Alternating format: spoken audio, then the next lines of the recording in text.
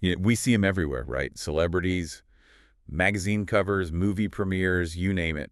But it's easy to forget there's a whole lot more going on than what we see on the surface. They've got real lives, real emotions, just like the rest of us. Absolutely. It's easy to get caught up in the glitz and glamour and forget that. And sometimes those real lives come crashing into the public eye, like with Jennifer Garner and Ben Affleck back in 2015. I mean, their divorce. That was a media frenzy if there ever was one. Huge news. Everyone was talking about it. And that's kind of what we're diving into today. We're going beyond the headlines, beyond the tabloids. Sounds intriguing. What's our source? We've got a really interesting one for this deep dive. Director Barry Sonnenfeld, you know him. Oh, sure. Men in Black. Addams Family. Exactly. He's got this new memoir out, Best Possible Place, Worst Possible Time. And it turns out he's got a pretty unique perspective on the whole Garner-Affleck situation. Yeah, how so? Well, he directed Garner in this movie, 9 Lives, back in 2016, right when the whole divorce thing was blowing up in the press. Wow, talk about being in the thick of it. Right. So Sonnenfeld's basically got a front row seat to how Garner handled everything. I would be curious to hear about that. It can't be easy to have such a personal matter splashed across every headline. He actually shares this one story, this one day on set, that really makes you think. Garner, visibly upset, pulls Sonnenfeld aside. She's about to tell him about the divorce, which, by the way, hadn't been made public yet. Oh, wow. So a very private moment. Exactly. Now, put yourself in Sonnenfeld's shoes for a sec. You'd expect, what, to be comforting her, right? Yeah. Offering support. Naturally. But get this. Sonnenfeld says he was the one who got all choked up, and Garner actually ended up comforting him. Seriously. Wow. That really speaks to her character, doesn't it? Here she is going through this massive life change, and she's worried about his feelings. Totally. And you know what's even crazier? This was the last day of filming. You're kidding. Nope.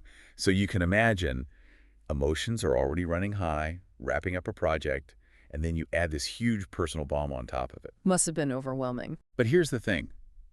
Sonnenfeld says through it all, Garner was the ultimate professional. Never let it affect her work. That takes some serious strength. Totally.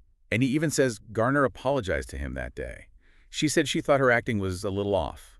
No way. She said that. Yeah. Apparently she was worried that the emotional weight of it all was affecting her performance. It's incredibly self-aware, isn't it? It really is. And, it challenges that whole stereotype of celebrities being these, I don't know, divas? Unprofessional. She was the opposite. Totally. It's a good reminder that what we see on the outside isn't always the full picture. Behind those perfect smiles and red carpet moments, they're dealing with real stuff, just like us. Exactly. And speaking of real stuff, let's talk about family for a second. Because even though this divorce was incredibly public, Garner and Affleck seemed really committed to making it work for their kids. Yeah, they've got 3 children together, right? 3 kids, yeah. And even years later, you can tell there's still a lot of respect between them. Affleck did this interview back in 2016, and he had nothing but good things to say about Garner. Like what? He called her a fabulous person, a great mother, and a real talent. You could tell it was genuine.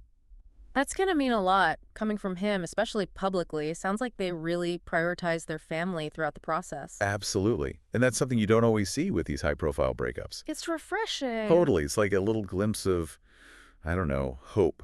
Definitely. So yeah, Affleck's obviously moved on with his life since then. He was even married to Jennifer Lopez for a while. And now divorced again, if I'm not mistaken. Yep. But still, I think it's safe to say that the time surrounding his split from Garner, that was a uniquely challenging time for everyone involved. For sure. And this whole thing with Garner, it really makes you think, how do we reconcile these picture-perfect images of celebrities with the reality that, well, they're just human, with flaws and feelings and all that? It's a good question. And maybe it's something to keep in mind, right?